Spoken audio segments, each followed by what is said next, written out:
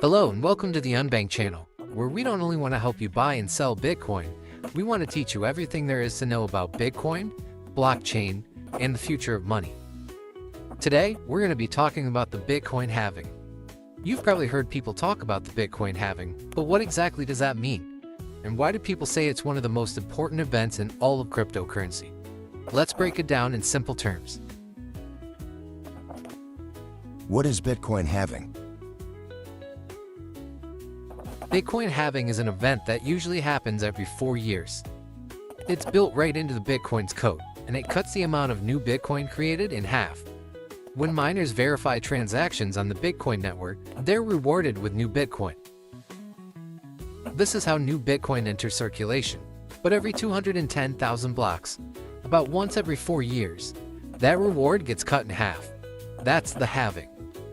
So if miners were earning 6.25 Bitcoin per block, after the next halving they'll earn 3.125 Bitcoin per block. Why does Bitcoin halving happen? Bitcoin was created this way by its creator, Satoshi Nakamoto, to control inflation. Unlike traditional money where governments and central banks can print more money whenever they want, Bitcoin has a fixed supply. Only 21 million Bitcoin will ever exist. By cutting the supply rate in half every few years, Bitcoin becomes scarcer over time. It's a bit like gold, harder to mine, rarer to find, and therefore potentially more valuable. Why does it matter? Each halving means fewer new Bitcoin are entering the market. When the supply goes down and demand stays the same or increases, prices tend to go up. That's basic economics. Historically, every Bitcoin halving has been followed by a major price increase within the next year or so. It doesn't happen overnight, but the pattern has repeated 3 times so far, in 2012, 2016, and 2020. After each halving, Bitcoin eventually hit new all-time highs. Now, past performance doesn't guarantee the future, but halvings remind everyone that Bitcoin is deflationary, not inflationary. How does it affect miners? For miners, halvings are a big deal. When rewards are cut in half, miners earn less Bitcoin for the same amount of work. That means smaller profits, unless the price of Bitcoin rises enough to make up for it. This can lead some miners to shut down temporarily if their operations aren't efficient.